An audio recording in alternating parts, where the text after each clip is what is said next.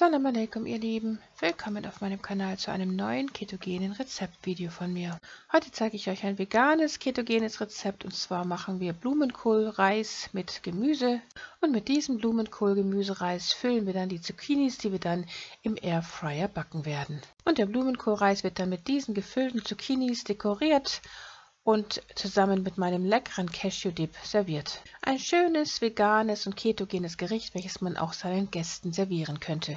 Zuerst benötigen wir dazu den Blumenkohlreis, und wie man diesen herstellt, das hatte ich euch schon mal in meinem Video zur ketogenen Pizza gezeigt. Das kann ich euch hier oben nochmal verlinken. Hier hatte ich den geraspelten Blumenkohl eingefroren und dann wieder aufgetaut, und dadurch kann man ihn sehr gut im Sieb schon mal abtropfen lassen, sodass man ihn danach maximal 5 bis 10 Minuten braten muss, um die restliche Feuchtigkeit zu entfernen. Sobald dann der sogenannte Blumenkohlreis komplett trocken ist, nehmen wir ihn jetzt heraus in eine Schüssel und werden dann in der gleichen Pfanne hier in diesem Wok jetzt nochmal wieder mit nativem Kokosöl das Gemüse anbraten. Ideal wäre es da, klein geschnittenes Gemüse zu verwenden. Ich habe jetzt hier dieses Wintergemüse von Bio-Qualität benutzt. Man könnte aber noch die Karotten auch noch mal ganz klein schneiden. Wir braten das Biogemüse kurz in dem Wok an, und dann kommen die Gewürze hinzu.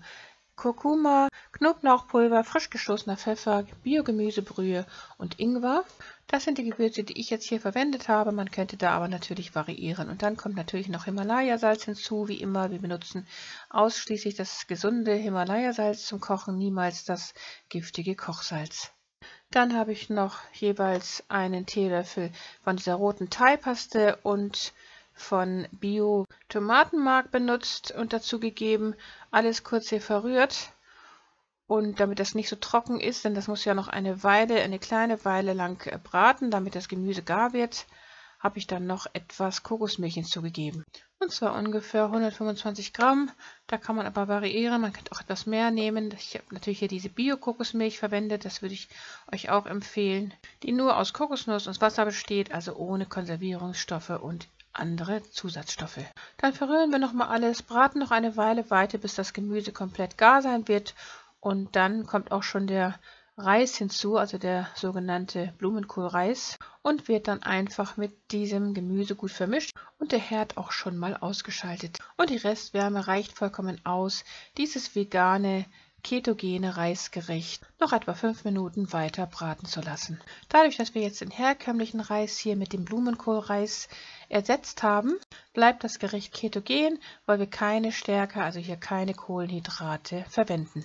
Jetzt werden wir die Enden von den 2 Zucchinis hier abschneiden. Wichtig ist immer, dass wir natürlich Bio-Zucchinis verwenden. Diese Zucchinis hatte ich schon ein paar Tage im Kühlschrank liegen, die sind also nicht mehr ganz so frisch, aber das ist jetzt nicht so schlimm, da die ja sowieso im Airfryer gebacken werden. Und dann werden sie alle nochmal hier in der Mitte durchgeschnitten, damit wir so kleine Zucchini-Stückchen bekommen, die wir dann aushöhlen werden.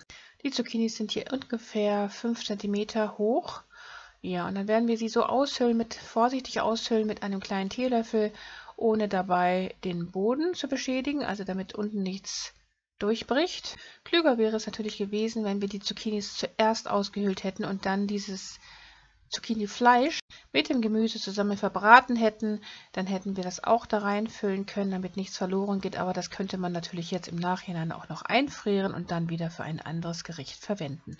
Auch könnte man natürlich noch mehr Zucchini verwenden, denn wir haben ja hier eine Menge Reis, mit dem wir mindestens 4 große Zucchinis hätten füllen können, und die hätten auch alle hier locker in diesen Airfryer reingepasst, aber Khair inshallah, so geht es auch, denn auf diese Weise bekommen wir sozusagen 2 Gerichte, einmal eben diesen Blumenkohl, Gemüsereis und dann eben die gefüllten Zucchinis, mit denen wir nachher diesen leckeren Blumenkohl, Gemüsereis verzieren werden. Und das wäre eben eine tolle Idee für Gäste. Wie wir sehen, haben wir hier jetzt diesen leckeren Blumenkohl, Gemüsereis, den man mit einem leckeren Dip zusammen servieren könnte, und oder aber nachher auch mit den gefüllten Zucchini. Das Tolle ist, der Reis schmeckt eigentlich fast wie ganz normaler Reis. Man schmeckt überhaupt nichts vom Blumenkohl, weil der so lange gebraten wurde, dass man von dem üblichen Geschmack fast nichts mehr merkt. Nach spätestens 20 Minuten sind die Zucchinis auch schon fertig, denn im Airfryer geht das immer ganz fix. Und dann kann man die auch schon servieren, entweder auf einem Teller für sich allein oder eben mit diesem Reis zusammen. So könnte man das zum Beispiel anrichten mit verschiedenen Gemüsesorten, dekoriert oder auch, dass man sie einfach um den Reis herumlegt. Da sind der Fantasie dann eigentlich keine Grenzen gesetzt. Wichtig ist aber, dass man diesen leckeren Reis mit diesen gefüllten Zucchinis unbedingt mit einem schönen Dip servieren sollte. Das werde ich euch gleich dann auch noch zeigen. Das Schöne ist ansonsten, dass das Gericht eben vollkommen ketogen ist, weil wir kaum Kohlenhydrate hier verwenden. Und wie wir sehen, können ketogene Gerichte auch vegan gehalten werden. Für diejenigen, die keine tierischen Produkte verwenden möchten. Und ja, hier sehen wir dann meinen leckeren Cashew-Dip wieder. Das Video dazu werde ich euch nochmal hier verlinken. Ich liebe diesen Dip so sehr, deshalb zeige ich euch den immer wieder in verschiedenen Rezepten, weil der zum einen so köstlich schmeckt, zum anderen super leicht herzustellen ist und zum dritten keinen Unterschied zu einem vegetarischen Dip feststellen kann. Denn er schmeckt genauso wie ganz normale saure Sahne mit Knoblauchgeschmack. In diesem Fall habe ich ihn sogar mit etwas von meinem Wunderlauchöl vermischt. Mein Video zum Wunderlauch und was man alles Leckeres damit herstellen kann, das kann ich euch hier auch nochmal verlinken. Denn den Wunderlauch findet man nur jetzt gerade in den Wäldern, jetzt im Frühling. Das ist die einzige Zeit, wo man den Wunderlauch finden kann. Deshalb solltet ihr diese Chance jetzt nicht verpassen, den im Wald zu sammeln.